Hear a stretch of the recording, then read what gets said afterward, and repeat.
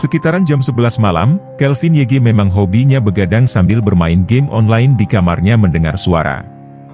KRSSKK KRSSKK KRSSKK KRSSKK. Ah, mungkin tikus di dapur, dalam hatinya. Awalnya Kelvin hanya mengabaikan suara-suara dari luar kamarnya, namun makin lama-kelamaan suara di luar kamar Kelvin makin parah. Praang. Terdengar suara semacam piring atau gelas pecah. FCKK, siapa sih di dapur? Malam-malam berisik amat, teriak Kelvin. Akhirnya setelah kesal mendengar suara-suara berisik, dia pun keluar dari kamar untuk mengecek. Dan, kalian tahu apa yang Kelvin lihat? Sesosok orang semacam mirip goblin atau sekilas juga mirip alien, tubuhnya warna hijau sedang lompat-lompat di dinding dapur. Di sini Kelvin sempat ngefreeze, gak tahu aneh dia kenapa, pokoknya katanya antara sok amat takut tapi gak bisa teriak, pokoknya pikirannya tiba-tiba ngeblan, belum lagi di dapur dia jelas ngeliat kalau dapurnya ini super berantakan, pecahan beling di mana-mana, sendok berhamburan, pokoknya kayak kapal pecah. Habis itu, dalam keadaan gemeteran Kelvin perlahan jalan mundur pelan-pelan untuk menjauh dari dapur, tapi setelah beberapa langkah tiba-tiba dia merasa nabrak sesuatu, setelah menengok ke belakang.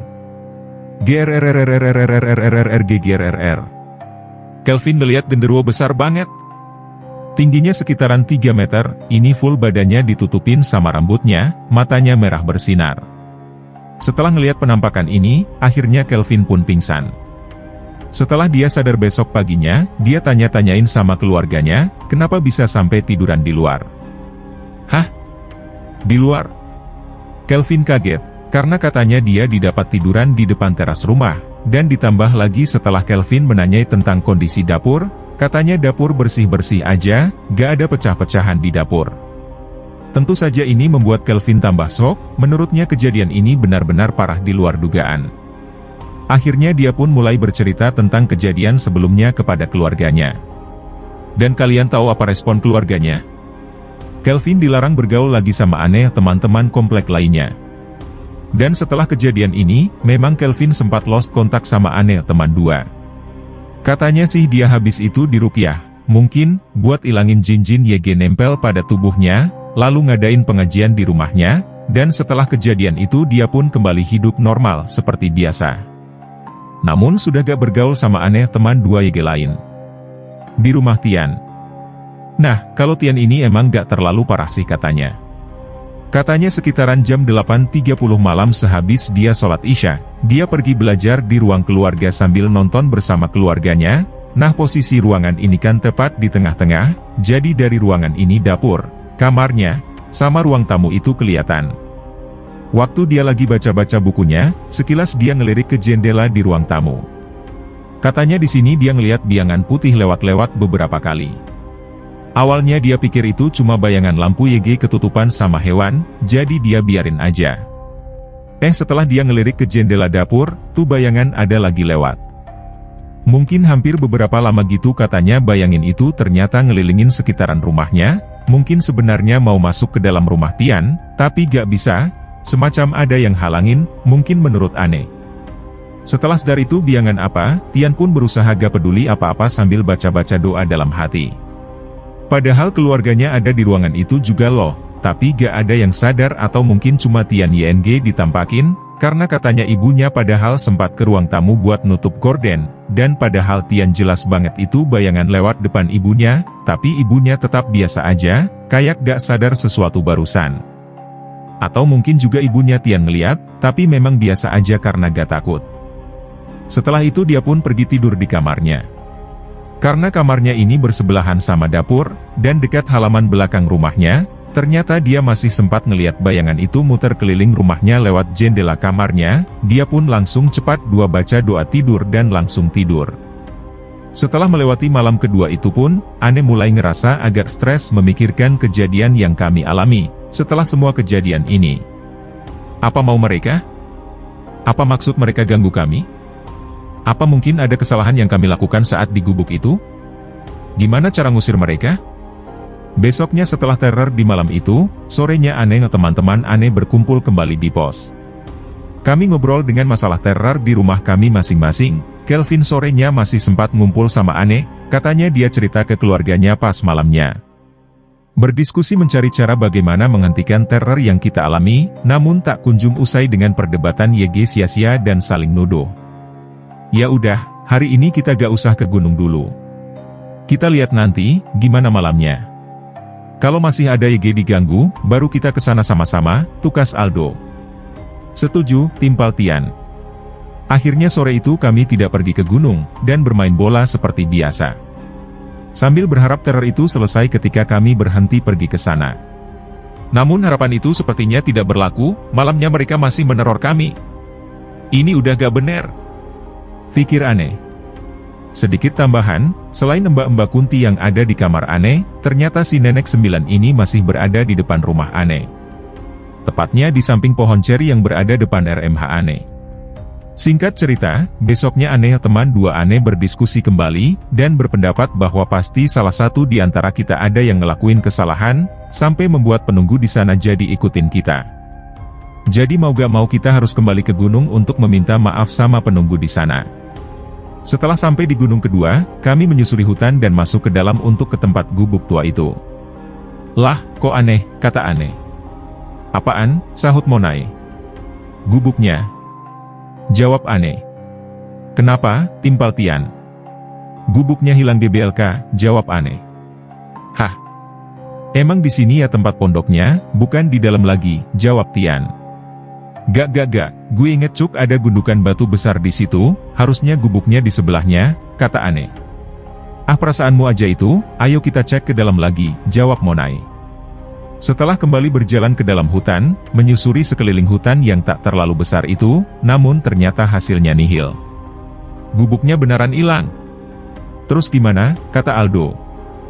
Ya mau gak mau kita minta maaf di sini aja, jawab Tian. Yakin bakal ngaruh, kata Ane. Siapa yang tahu? Kan belum dicoba, timpal Monai. Setelah keliling-keliling mengitari hutan sambil minta maaf, kami beranjak ingin pergi dari hutan. Hihihihi. Suara tawa lumayan nyaring dari arah belakang kami. Shit, dalam hati Ane, karena udah pasti, ini pasti penampakan lagi. Ketika kami menoleh semua ke arah belakang, dan ternyata gubuknya kembali. Kita semua melongo ngeliat keanehan ini, tanpa sadar kami malah lari semua, maklum bocah WKW. Eits, tapi sebenarnya ada keanehan lain waktu itu. Nah waktu gubuk itu nongol kembali, Ane lihat dengan jelas di situ ada si nenek 9 sama kawan-kawannya duduk di gubuk itu sambil tersenyum menyeringai ke arah Ane, ingat, ke arah Ane. Nah setelah kita sudah capek lari, menjauh dari gunung. Ane ngomong sama teman-teman Ane kalau nenek 9 tadi di situ rame banget. Lah teman-teman Ane pada bingung, mereka sebenarnya cuma lihat gubuk itu aja, gak ada apa-apa di situ. Lah jadi cuma gue yang ditampakin, dalam hati Ane. Setelah banyak pengalaman buruk dan teror beruntun yang terus kami alami secara terus-menerus, akhirnya Ane dan teman-teman Ane pun memutuskan untuk mencerita masalah ini kepada Ustadz di masjid perumahan Ane, namanya Ustadz Sabhan. Sebenarnya Ustadz Sabhan pun gak bisa beri banyak membantu, Ustadz hanya menyarankan untuk menjauhi tempat gubuk tua itu dan sering-sering untuk sholat untuk lebih menguatkan iman kita. Sebenarnya kami pun sudah mengikuti saran dari Ustadz, untuk tidak kesana lagi dan terus sholat. Namun tetap saja, setiap malam selalu ada kemunculan mereka walaupun sebenarnya sedikit mulai berkurang. Walaupun hanya menampakkan diri, tetap saja Ane masih merasa risih dong. Secara mereka muncul di waktu yang random dan tempat yang beda. Ane juga yang masih bocah pun gak paham apa maksud mereka selalu menampakkan diri mereka kepada Ane dan teman-teman Ane. Pernah suatu ketika teror itu berhenti dengan waktu yang cukup lama sekitaran 2-3 bulan mereka benar-benar berhenti meneror Ane. Ane teman dua Ane pun sempat merasakan tenang, ternyata setelah sering sholat dan mengaji gangguan itu pun jadi hilang dengan sendirinya. Namun dikarena seperti sudah merasa aman, Ane pun mulai kembali melupakan sholat dan mengaji. Ya namanya bocah mungkin karena sifat labil dan masa-masa puber kan selalu ingin ngerasa kebebasan hehe.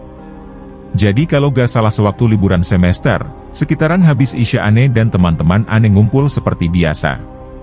Cuman waktu itu kami sudah gak ngumpul di pos lagi, dikarenakan posnya dipindahkan tempat dan kami pun jadi mengumpul di rumah teman Ane. Namanya Ripan. Nah kebetulan rumah Ripan ini berada di posisi ujung blok pas di belakang blok Ane, jadi jarak gunung cukup jauh dari sini. Dan depan rumahnya pun terdapat jurang, danau, dan hutan. Sayang banget sekarang sudah dibangun perumahan di tempat itu, padahal tempat ini juga termasuk banyak kisah berbagai pengalaman di sana. Nah, jadi di depan rumah Ripan ini ada dibangun semacam panggung gitu, memang dibuatkan sama keluarga untuk nongkrong gitu, gak terlalu besar tapi cukup 7 orang duduk di situ. Karena kami ini sudah ngerasa terbebas dari teror nenek 9, kami pun perlahan mulai melupakan ibadah kami. Tepat setelah pulang dari tempat kumpulan baru itu, sekitaran jam 11 Ane ngetok-ngetok pintu rumah Ane. Lumayan cukup lama Ane mengetok, dan kebetulan pintu Ane itu terbuat dari kayu, dan terdapat sedikit celah bolongan kecil di tengah pintu, karena sering ngintip lewat celah itu, Ane pun nyoba ngintip di celah itu. Walaupun dalam keadaan lampu mati di ruang tamu, namun masih bisa kelihatan jelas letak-letak interior RMH Ane. Dan kalian tahu? Apa yang Ane lihat? Banyak orang yang seperti sedang duduk dua di sofa ruang tamu Ane, dan tidak ada yang Ane tahu siapa orang-orang ini. Belum lagi yang bikin Ane merinding dan pucat dengan tubuh membeku. Mereka semua melotot ke arah Ane, seolah tahu kalau Ane ngintip di celah. Dan ada satu orang yang gak ngelihat Ane, dan yang satu ini juga adalah satu-satunya yang berdiri sendiri di tengah-tengah. Ternyata itu adalah salah satu makhluk yang pernah pertama kali neror Ane. Si tinggi hitam panjang. Dia bukan gak ngelihat Ane, tapi karena tinggi badannya jadi gak kelihatan wajahnya. Namun tiba-tiba lampu ruang tamu Ane nyala, dan saat itu juga mereka lenyap. Ternyata Tante Ane yang nyalain lampu dan bukain pintu Ane. Ane masih di posisi yang sama dan shock membuat Tante Ane kebingungan, Ane malah dikira mabok. Dan sejak di sini teror kembali berlanjut. Mereka kembali menampakkan diri mereka. Setelah melihat penampakan menyeramkan yang menyelimut rasa ketakutan Ane berusaha untuk tetap berpikir positif thinking agar menenangkan perasaan Ane. Mungkin itu hanya imajinasi Ane karena kelelahan, pikir Ane untuk mencairkan perasaan. Walaupun berpikir itu hanya imajinasi, namun tetap saja terlalu menyeramkan Ane melihat yang seperti itu. Setelah itu Ane segera masuk dan pergi ke kamar mandi untuk mencuci kaki lalu pergi ke kamar tidur. Malam itu entah kenapa Ane merasa suasananya beda, perasaan gelisah mencekam membuat Ane sulit tidur. Ane lupa beberapa hal kejadian malam itu, yang pasti malam itu adalah malam yang benar-benar terburuk yang Ane alami. Banyak hal yang terjadi dalam satu malam, setelah sekian lama mereka tidak menampakkan diri, kini mereka benar-benar membalasnya dengan sangat membuat Ane ketakutan. Sekitar jam 12 malam, Ane merasa ini benar-benar seperti deja vu. Seperti hal yang sama pernah terjadi sebelumnya. Suara ketukan pintu rumah Ane terjadi lagi. Saat itu Ane sudah memastikan bahwa semua orang ada di rumah dan sudah pada tidur, termasuk kakak Ane dan sepupu Ane. Jadi tidak mungkin ada orang yang mengetuk rumah Ane malam-malam begini. Ane sempat mengurungkan niat untuk beranjak pergi dari tempat tidur Ane, namun rasa penasaran terus membuat saya memberanikan diri untuk menghampiri suara tersebut. Tok tok tok tok tok. Mulai terdengar jelas, dan Ane mulai melihat pintu rumah Ane yang terdapat suara ketukan itu berasal. Ane perlahan berjalan mendekati pintu. Tentu saja Ane langsung mengarah ke jendela untuk mengintip ada siapa di luar. Seperti dugaan Ane, itu adalah Nenek 9. Persis saat pertama kali ia muncul di rumah Ane, dia berdiri di bawah pohon ceri depan rumah Ane. Ane yang ketakutan setelah lama dia tidak menampak diri, dan muncul dengan dadakan membuat Ane gemetar dan langsung berlari kembali ke kamar Ane. Kupikir setelah ini Ane bisa langsung melompat ke tempat tidur dan tertidur karena takut, namun langkah kaki Ane terhenti saat memasuk pintu kamar. Di tempat tidur Ane terdapat seseorang yang sedang tidur. Ane gak tahu siapa, dia adalah seorang wanita dengan rambut panjang. Ane gak bisa melihat wajahnya, karena posisi ia tidur membelakangi Ane. Namun Ane tahu ini pasti bukan manusia. Dan lagi di rumah Ane gak ada wanita berambut panjang lebat seperti itu. Perlahan Ane mundur, dengan kaki Yege sangat menggetar dan keringat Yege bercucuran membasahi tubuh Ane. Tidak hanya sampai di situ, ketika Ane membalikan badan dan berjalan menuju ruang keluarga, Ane melihat sebuah boneka plastik yang ukurannya lumayan besar, kalau gak salah sih ini boneka adik sepupu Ane yang ketinggalan. Boneka ini sebenarnya terlihat biasa aja, hanya saja ekspresi boneka ini benar-benar nampak tersenyum menyeringai sambil menatap Ane. Dan yang paling menyeramkan adalah ketika Ane berjalan melewatinya, seolah pupil mata boneka ini mengikuti kemanapun Ane bergerak. Cukup lama Ane sadar soal ini, karena Ane gak terlalu memperhatikan boneka ini. Ane sendiri pun lupa, apa yang Ane lakukan setelah itu. Yang jelas Ane mondar-mandir di depan boneka itu hingga tersadar setelah Ane bolak-balik. Malam itu adalah malam terpanjang bagi Ane dan paling terseram selama Ane alami. Ada banyak hal yang terjadi sebenarnya namun Ane tidak bisa membahas akan hal itu. Kejadian-kejadian berikutnya di malam itu adalah kejadian yang membuat Ane sendiri bisa gila. Dan malam itu sebenarnya Nenek 9 muncul 2x namun akan lebih baik tidak Ane ceritakan. Ane hanya mencoba move on dari kejadian malam itu dan tak mau membahas keseluruhannya karena kejadian itu telah membuat Ane benar-benar trauma. Setelah kejadian malam itu Ane tidak tidur hingga menjelang pagi dan jatuh sakit. Bahkan siangnya Ane sempat mengalami kejang-kejang, mungkin karena mental Ane sempat terganggu, dan sebenarnya Ane sendiri lupa setelah kejadian itu. Semua pikiran Ane benar-benar blank dengan tatapan kosong. Ane bahkan tak mau berbicara dengan siapapun, semua kejadian malam itu membuat terngiang-ngiang dalam otak Ane. Akhirnya di malam-malam berikutnya pun Ane tidur dengan ditemani kakak Ane, walaupun merasa sedikit aman namun percayalah, mereka selalu datang tiap malam mendatangi Ane.